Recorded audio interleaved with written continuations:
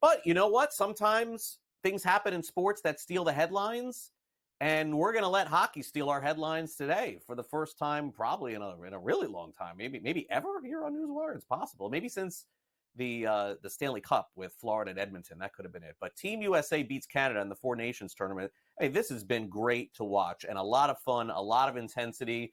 And in case you missed it over the weekend, fight after fight after fight in the first 10 seconds of this one. The victory does give Team USA 6 points. They clinch a spot in the championship game, which is coming up on Thursday. So naturally, we'll have that covered for you. Each of the other games and the teams have 2 points. So today's matchups will determine who the Americans face for the title. Possibility of Canada, possibility of Finland, Sweden still involved in this as well. But naturally, the buzz is about the intensity between Team USA and Canada over the weekend and what gives with all the fisticuffs. Mike, I'm just curious what you thought the 3 fights off the opening couple of face-offs did in terms of setting the tone and message for your team. I just think it's very indicative of what this means to the players. There's 2 teams out there that are very competitive, that have a ton of pride for their respective teams and their countries. And for me, when you have an investment in trying to win like the way that it occurred, I think that's an indication of it. But what an incredible hockey game. Well, a couple nights ago, and when I sat up here, and if you were going to tell me something was going to top that, I would not have believed you. But that topped it. It was, you know why it topped it? Because it wasn't planned. That wasn't 2 coaches throwing guys over saying this is happening. None of that happened. That was as organic as it gets. And it was probably, I guess 10 years of no international hockey exhaled in a minute and a half.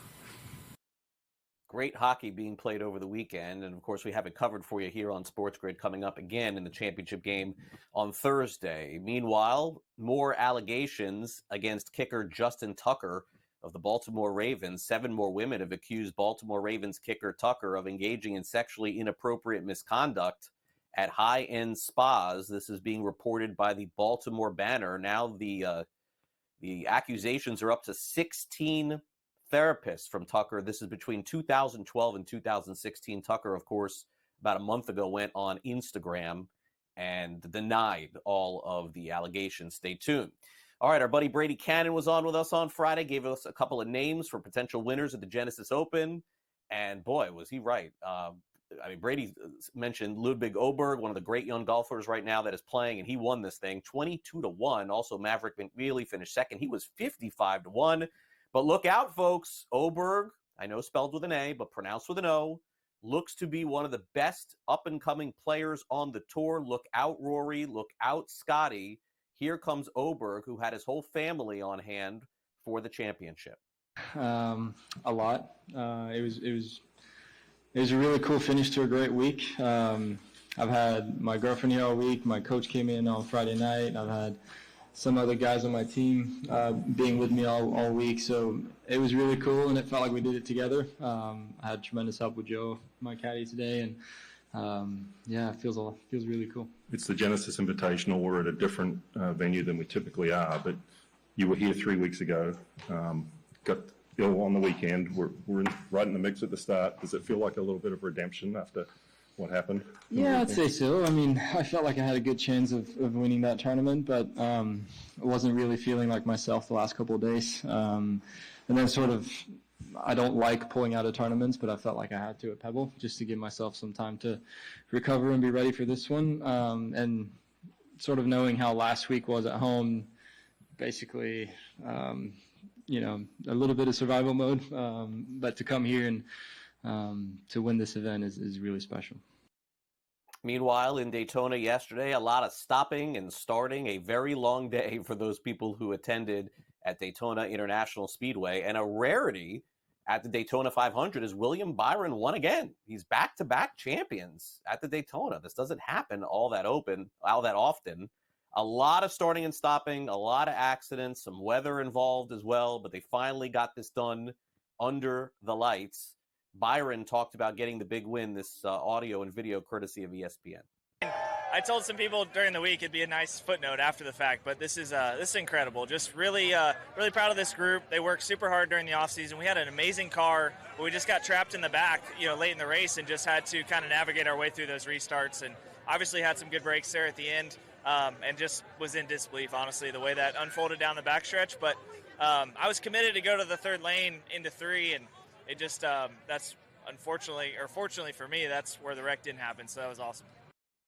What is old is new again. Once upon a time, there was a WNBA team in Cleveland. They're bringing it back. It was the Cleveland Rockers, and they folded in 2003. It looks like the WNBA is going to expand back to Cleveland again. Announcement made yesterday as the WNBA continues to be a huge moneymaker, by the way, around the league. All right, in college basketball yesterday, St. John's survived a very close game with Creighton. In fact, they didn't cover the spread. I believe it was 6.5, 79-73.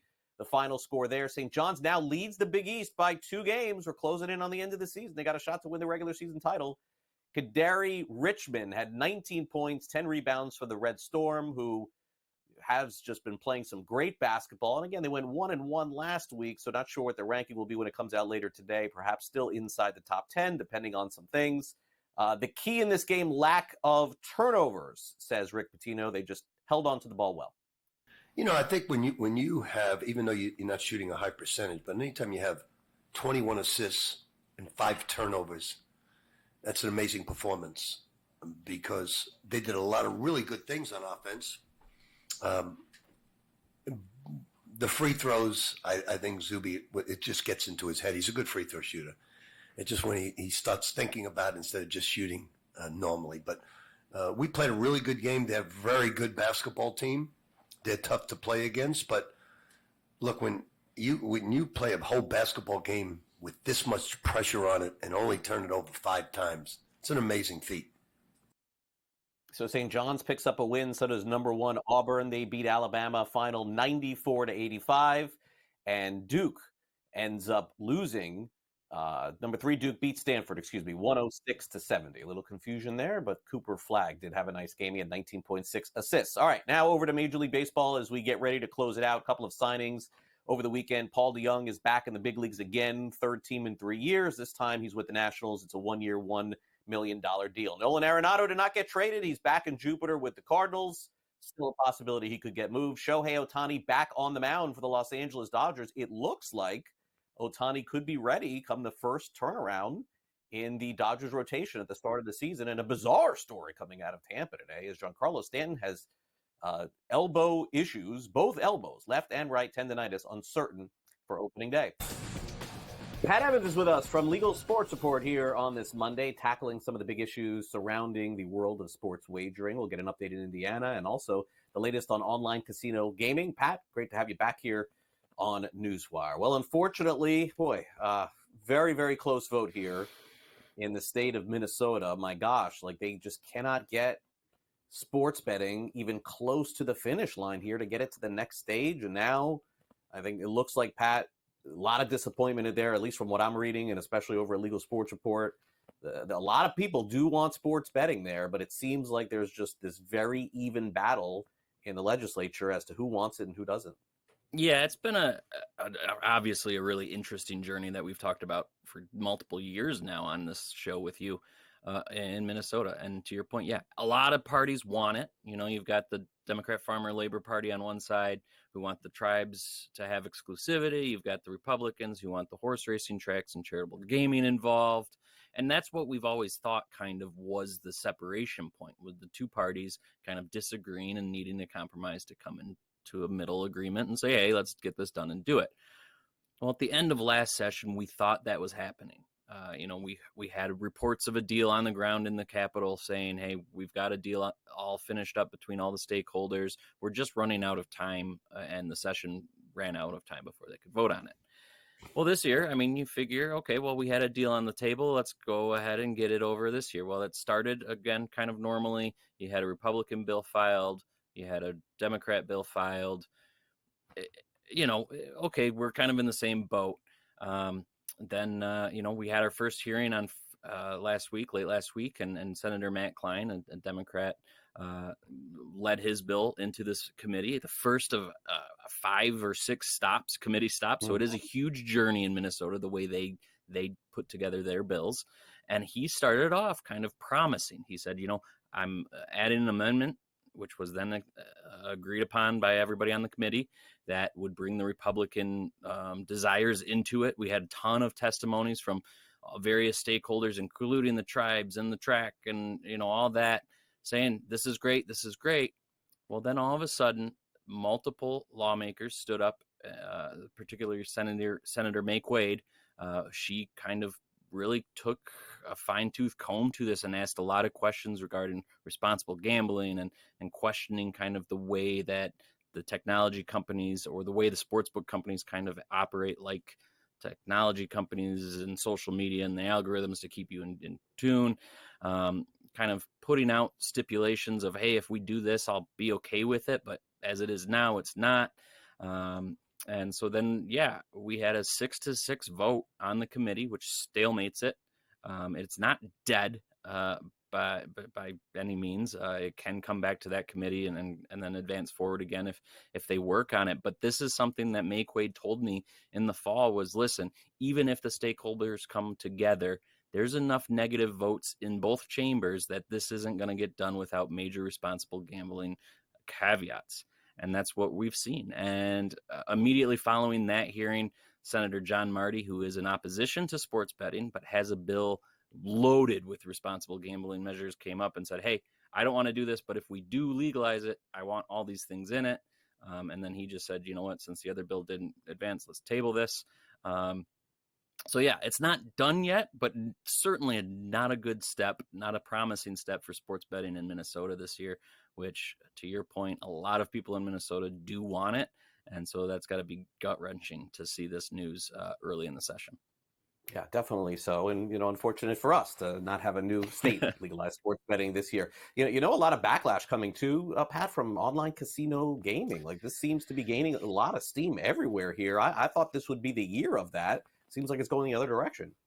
Yeah, and I think that is kind of just how things are shaping up this year in online gaming in general. In December, we had that U.S. Senate hearing to kind of look into it, and that certainly was a first step and not going away at the national level.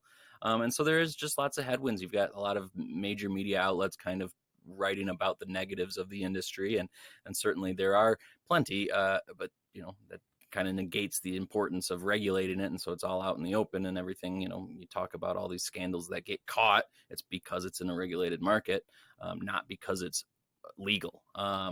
But, in Indiana, it probably was our best chance this year for a state to go ahead and pass an online casino,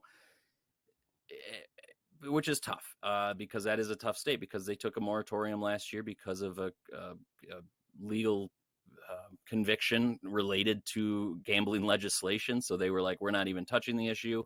But previous years before that, online casino had been talked about, and industry stakeholders said, hey, this could be a state that could be next.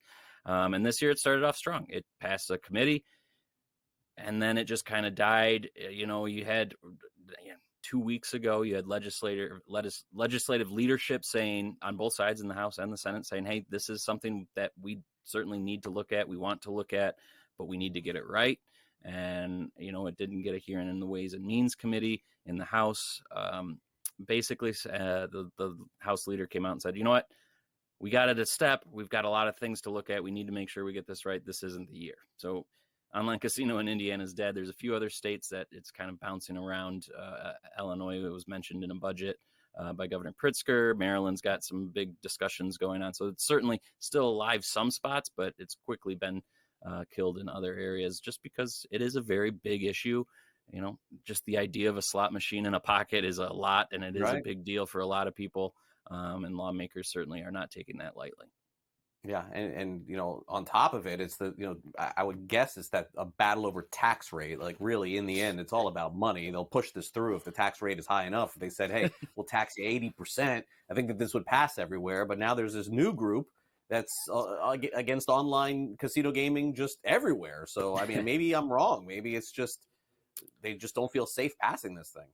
Yeah, and this is something we've known, but because we've watched the hearings in Maryland, we've heard the hearings in Louisiana, where Cordish Companies specifically has been very vocal in their opposition to expanding online. Of course, they own regional casino companies or regional casinos in each of these states, and they say, you know what, we like what we have. We don't need to expand it. We don't need to be detrimental to the public societal health.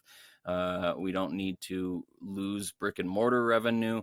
There's several other arguments that they put out, but they are definitely out and against it at all these hearings. And now they've put together a group of similar sized regional casino companies, including Churchill Downs. There's a few other ones that are escaping me at the moment, but they've all come together and they've put together a group. They just released a study, which you can find on legalsportsreport.com. We link to that in the story, that kind of outlines why they are against it and the arguments they make. Again, a lot of it is the brick and mortar cannibalization of the revenue, which they argue can also cost plenty of jobs from the casino workers. And so, yeah, this is to kind of our point of big headwinds, having a significant chunk of regional operators who have longstanding relationships in these legislators going against this issue certainly does have some weight. I mean, we just look at Mississippi, which you and I talk about pretty regularly, trying to go online with sports betting. And a lot of the opposition there are the locally owned casinos who say, no, we don't want to lose our sports books and our revenue from that to major operators that come into the state. So, it's a kind of a big deal that this group is emerging and as fully against the expansion of online gambling.